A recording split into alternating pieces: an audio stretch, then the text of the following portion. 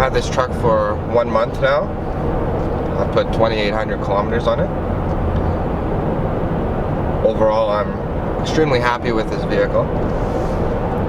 If you haven't seen my video of the Ridgeline in the snowstorm test, it should be on the right hand side or the bottom of your screen, depending on the kind of device in your YouTube suggested videos. I'll just briefly go over my experience in the first month of having this truck. I want to address some of the comments that were in my other videos. People ask me, why do I have a truck if I live in a condo? Well, it's simple. I do activities outside of the condo that require a truck. Why do you breathe air? Why do you drive the vehicle you drive? Why do you eat? I have a truck because I want a truck and I need a truck. Is this a truck? Ute, bucky, pickup, whatever you want to address it as? Yes, it's a truck. I find that very odd. You know, people claim it's not a real truck, but it's not a full-size truck. It's a mid-size truck.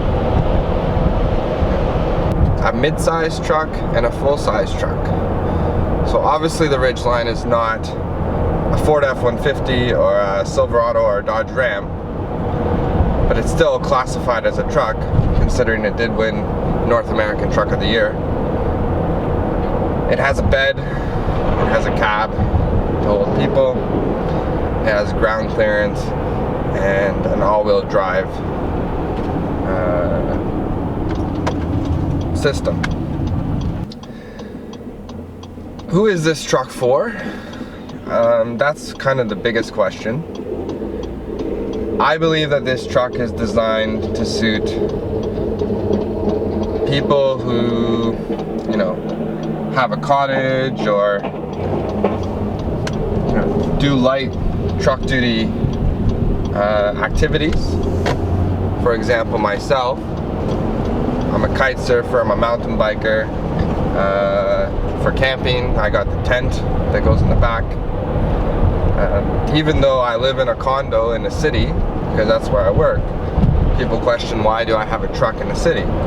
But it's because of the activities that I do outside of the city. This truck has some great features. Honda has put a lot of thought into this. This is the Black Edition, so it's the highest trim level you can get. So this vehicle has some driving assistant features. It has blind spot indicator, it has lane assist. So what happens in lane assist is it's monitoring the lines on the road, and when you start to drift out of the lane, the steering wheel vibrates, you get lane assist flashing on your dash. The vehicle will actually correct itself, so the steering wheel will turn back into the lane and readjust it in the center of the lanes,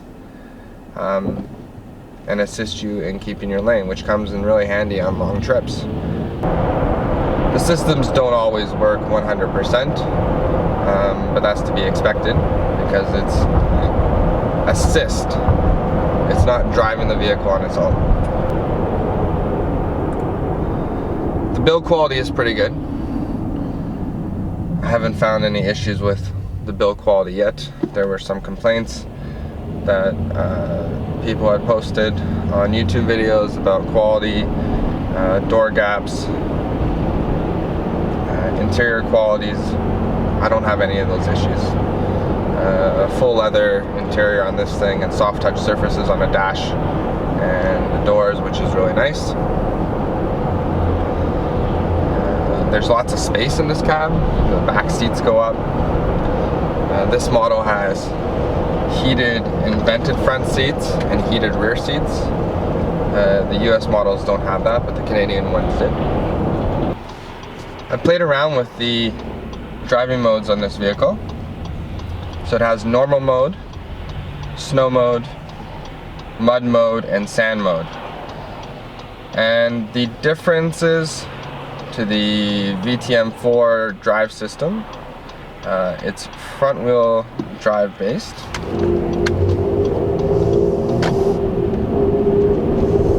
with rear wheel on demand.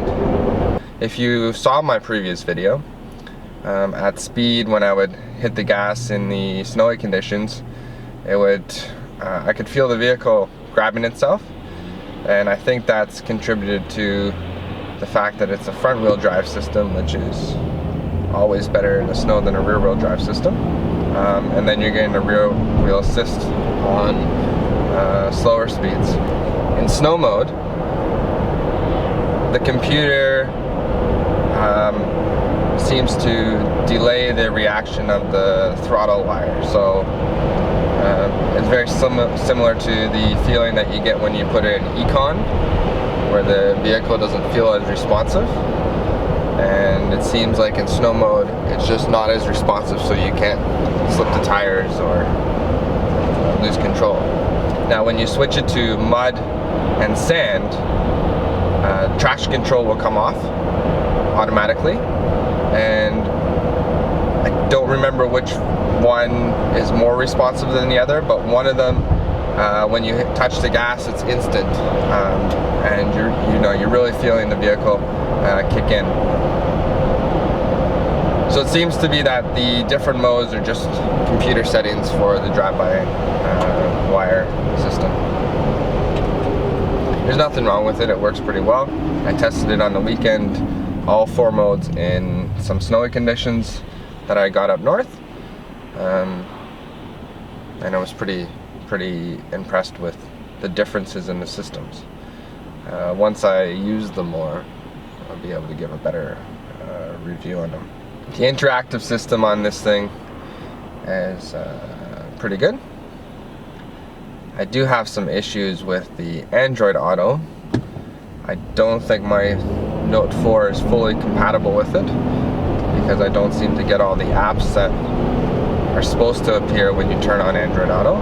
I get phone, Google Music, and navigation. But I don't have WhatsApp or any of the other items that are supposed to be included. So I think it's a phone issue that I have. Overall, the Sirius and iPod integration works pretty well. I do kind of miss the physical buttons that you get on the stereo with the volume control and seek. It's all touch, but I'm starting to get used to it, and I do tend to use the controls on the steering wheel more often. So the vehicle does have a bed, because it's a truck. I don't understand why Honda didn't put a locking tailgate on this thing. They thought of so many different engineering aspects to this vehicle, and they couldn't lock the tailgate. Once I did some research, I realized that this was a big complaint on the first generation, and they actually didn't do it on the second generation, so not really sure why. You can get pop and lock, and I think Dynalock makes an aftermarket kit, and I'll need to look into that because it just doesn't make any sense to me. The in-bed storage is amazing. For myself, as a kite surfer, I am able to put all my water gear into that bed, and it locks with the trunk latch.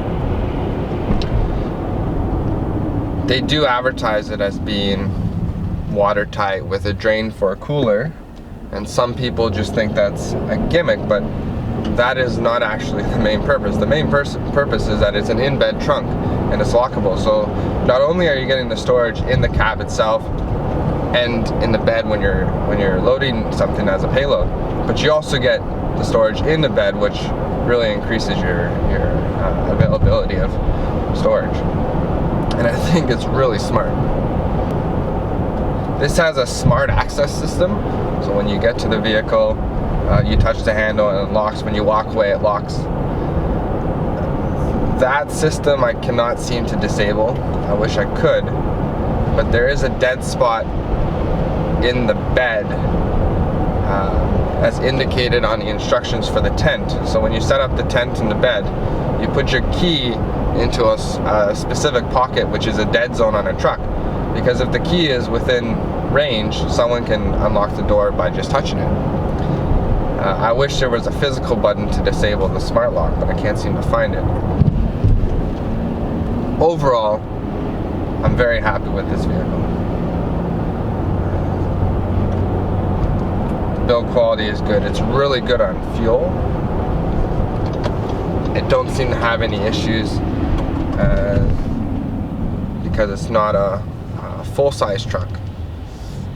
A bed for payload, which is 1,600 pounds, more than enough for an ATV or heavy items. It can tow 5,000 pounds, which is more than enough for some watercraft or a boat. If you were buying this truck, hauling a heavy trailer to a job site every day, obviously this vehicle isn't for you. But for the other 90% of people who are buying trucks for putting things in the bed, towing, smaller items, this is perfect because it drives like an SUV. It's very fuel efficient, but then you can just throw something in the bed, and you really don't have to sacrifice on comfort for the truck features. And I think that there's a lot of people who have a perspective that this isn't a real truck because it's a Honda and it's a unibody construction, and it doesn't have a full four-wheel drive locking diffs. But honestly, you don't need that in 90% of your driving.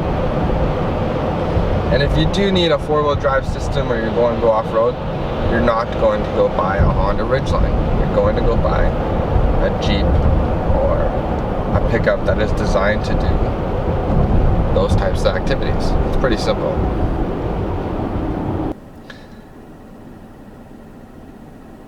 So subscribe to my channel and leave a comment below.